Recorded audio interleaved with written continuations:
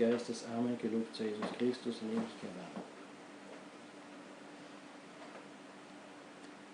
Père, du Fils et du Saint-Esprit, ainsi soit-il, bien chers fidèles, en ce 16e dimanche après la Pentecôte, nous avons suivi Saint Ambroise qui nous décrit, nous explique, nous met devant les yeux de notre esprit la infinie clémence, bonté, charité de la part de notre Seigneur Jésus-Christ. Il est facile comme ça de le dire, mais il faut s'imaginer qu'est-ce que cela veut dire quand un homme, parce que Jésus-Christ, outre que Dieu était aussi homme, se trouve invité par des personnes desquelles il sait très très bien qu'ils sont jaloux, ils ont l'intention de le tuer et qui le haïssent. Et tout ça couvert par des sourires, par des politesses, même par des compliments. Si nous pensons à nous-mêmes, si nous cherchons de trouver des situations un peu analogues, peut-être dans le monde du travail ou dans le monde qui nous entoure immédiatement, de ceux qui ont cette attitude envers nous, nous découvrirons que très difficilement nous sommes capables de contenir notre impatience, notre rage même. Surtout si, malheureusement, telle sorte de rapport pourrait se trouver en famille. Alors c'est encore plus difficile de dominer ces passions. Eh bien, notre Seigneur Jésus-Christ, non seulement il domine cette passion, et puis dominer cette passion, si on veut, un bon stoïcien, il pourrait aussi, avec beaucoup de auto-persuasion, y arriver. Mais Jésus-Christ va beaucoup plus loin. Activement, il exerce une charité envers eux. Mais déjà, le seul fait de sa présence à ce banquet, le seul fait d'avoir accepté l'invitation, déjà est l'enseignement qu'en d'autre part est donné dans l'Évangile, lorsqu'il est dit, il est très facile d'inviter ses propres amis, parce qu'il est bon d'être avec ses propres amis, nous avons les mêmes idées, nous nous relations un petit peu, nous racontons nos histoires, nous nous faisons courage, très bien. Mais le mérite est lorsque j'invite non pas mes amis, non pas ceux dont je sais, ah c'est bien parce que lui, puis il connaît des autres, puis il me sera utile, alors je suis gentil avec lui. Lorsque j'invite le pauvre, lorsque j'invite le délaissé, lorsque j'invite celui duquel je n'ai aucun, pour ainsi dire, profit à tirer, et lorsque vers lui, j'ai tout cet empressement et toute cette gentillesse et toute cette générosité, voilà que commence la vertu. Eh bien, le seul fait que notre Seigneur Jésus-Christ ait accepté l'invitation des pharisiens est déjà cet enseignement. Non seulement c'est des gens desquels il n'avait rien, il savait qu'ils allaient le tuer,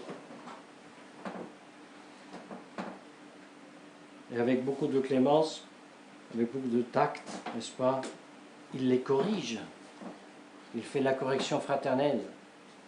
Et avant encore qu'il commence à lui poser une question, sachant très bien que, comme une partie des pères de l'Église disent, ce hydropique a été invité exprès pour le faire, pour eux, tomber dans le piège de le guérir et ainsi avoir, n'est-ce pas, contrevenu au précepte du sabbat. C'est lui qui demande, est-il permis de guérir le jour du sabbat?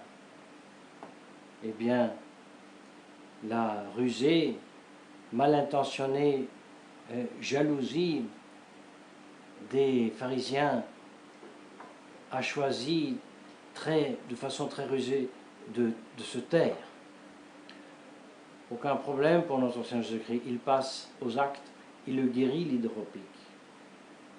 et aussi aucune réponse à sa deuxième demande. Et est-ce que si l'âne ou le bœuf tombe dans ton puits, tu le sors? Aucune réponse.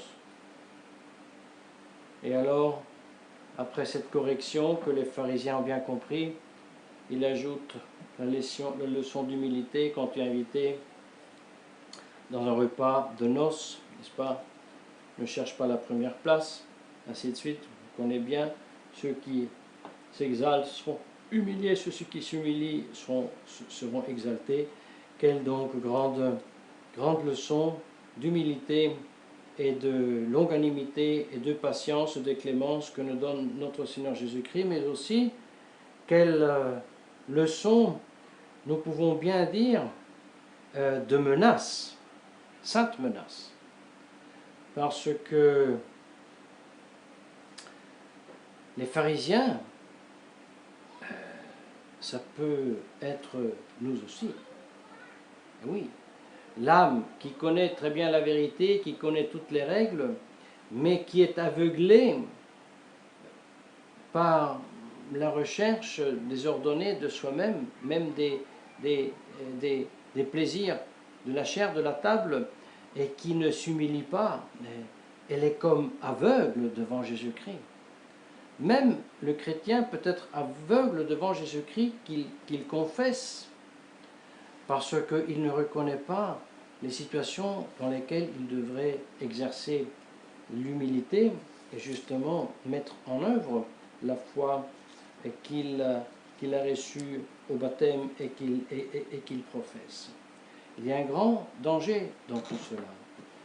Et le danger consiste de passer dans un premier temps à une comme cohabitation de la profession de la vraie foi, mais du non-exercice de la vertu, c'est-à-dire de se laisser aller au plaisir de la vie, de la chair, de la vaine gloire, de l'ambition, pour finir à la fin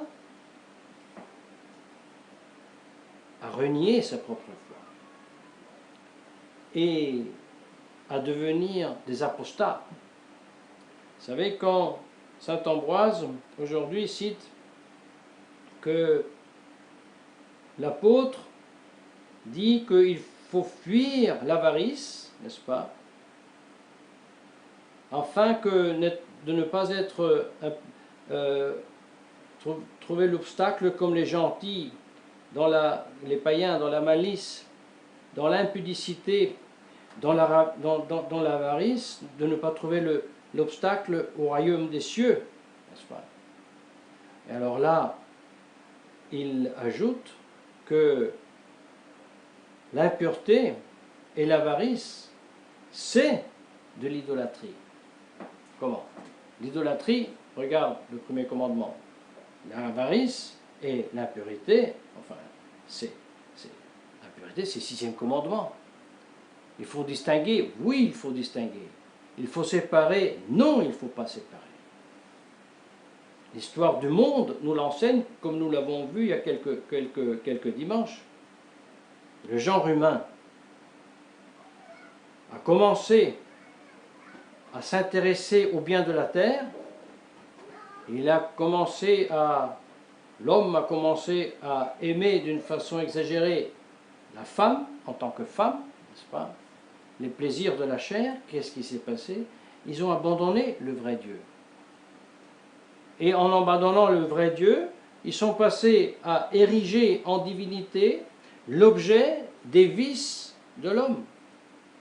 Non seulement les vices très bas, n'est-ce pas, de la chair ou des plaisirs de la table, mais tous les autres vices aussi. Voilà l'idolâtrie qui naît. Et nous avions ajouté à l'époque que cette idolâtrie, comme arrêtée au déluge, et encore arrêtée avec Abraham pour maintenir le culte et la connaissance du vrai Dieu, eh bien, cette idolâtrie a été réintroduite au moment où la chrétienté naît. Dès le 1er siècle et surtout au 2e siècle, une religion païenne a été réinstituée à dessein pour combattre le christianisme. pour empêcher que les chrétiens, que les citoyens de l'Empire romain suivent notre Seigneur Jésus-Christ, suivent l'enseignement des apôtres, crucifient leur chair, comme dit saint Paul, et se fassent saints comme les apôtres, comme notre Jésus-Christ est saint. Cette religion a été implantée exprès. C'est pour cela que si nous trouvons aujourd'hui une Pachamama honorée au Vatican, et avant cela les idoles honorées à l'Assise, et encore avant cela un soi-disant concile qui érige en décret qu'on peut adorer le Dieu qu'on veut, ceci est en direct rapport avec la corruption des mœurs. Il faut les distinguer, mais on ne peut pas les séparer. Mais si nous ne les séparons pas chez ceux qui ont consommé l'apostasie, dans ce qui n'est pas l'Église catholique mais l'Église conciliaire, cela ne veut pas dire que, en regardant nous-mêmes, nous pouvons séparer, nous non plus. Ce n'est pas parce que par la grâce de Dieu, nous sommes ces heureux choisis qui ont été comme forcés d'entrer dans la salle des noces, que nous pouvons dire « Ah, mais oui, moi je suis un pauvre pécheur, ah, je commets tous les péchés, ah, j'ai une faiblesse de la chair incroyable, les femmes me plaisent beaucoup, mais je sais très bien tout ce que font les juifs et les maçons, et je sais très bien ce que c'est le modernisme, et je sais très bien que tout cela va très mal, et je sais ce que c'est le mondialisme, etc. » Cela ne me sert à rien. Au contraire, je serai pointé du doigt par notre Seigneur Jésus-Christ. Où est ta robe nuptiale? Et si je ne l'ai pas, je serai jeté dehors, où il y a le pleur, le grincement des dents. Mes chers fidèles, la nécessité donc de croire en la nécessité de réformer notre vie, de faire vraie pénitence dans notre corps et dans notre esprit par la prière pour pouvoir participer aux noces, au banquet avec notre Seigneur Jésus-Christ, pour vaincre en nous l'avarice, la cupidité, pour avoir ensuite la force, comme l'avait Jésus-Christ, de la corriger et de la vaincre dans les pharisiens avec lesquels nous avons affaire. À cette occasion, à la fin, j'insiste et j'ajoute, c'est une façon presque maniacale que nous retournons toujours sur ce même thème, mais puisque nous parlions justement du banquet nuptial, puisque nous parlions de la robe nuptiale, n'est-ce pas, nous vient à l'esprit Saint Grégoire qui explique cette autre parabole du banquet, lorsque, tout en parlant de la nécessité de la charité, il explique et il dit, qu'est-ce que c'est la robe nuptiale? Justement, la robe nuptiale, c'est la charité, c'est la pratique des vertus. Il ajoute, la robe nuptiale, c'est la charité, et il précise, la robe nuptiale n'est pas la foi. Parce que si la robe nuptiale, dit-il, était la foi, l'invité n'était même pas dedans dans la salle. Et il explique, c'est la foi qui me fait entrer dans la salle, c'est-à-dire dans l'église. Vous voyez, lui aussi, ce père de l'église, ne manquait pas une occasion à rappeler ces grandes vérités. Distinguons bien les choses. Une chose, c'est faire partie de l'église ou de ne pas faire partie de l'église. Et une autre chose est, étant membre de l'église, suis-je bon ou suis-je mauvais? Est-ce que je porte ou je ne porte pas la robe nuptiale? Ce sont des choses bien à distinguer. Clair. Même en tant que membre de l'église, sans la robe nuptiale, je pleure et je grince des dents une éternité dans l'enfer. Mais pour cette vie ici, et pour la situation en 2020 aujourd'hui, il est très important de savoir que pour reconnaître la visibilité de l'Église, pour reconnaître l'appartenance à cette visibilité de l'Église, le critère c'est la profession de la foi catholique. Mais non pas seulement par les mots, mais par le sens des mots aussi. autre que donc ensuite la participation au vrai sacrement saint, c'est-à-dire qui produisent efficacement et pour de vrai la grâce. Et ceci donc simplement pour revenir à une thématique qui nous est très à cœur dans ces temps de grande confusion.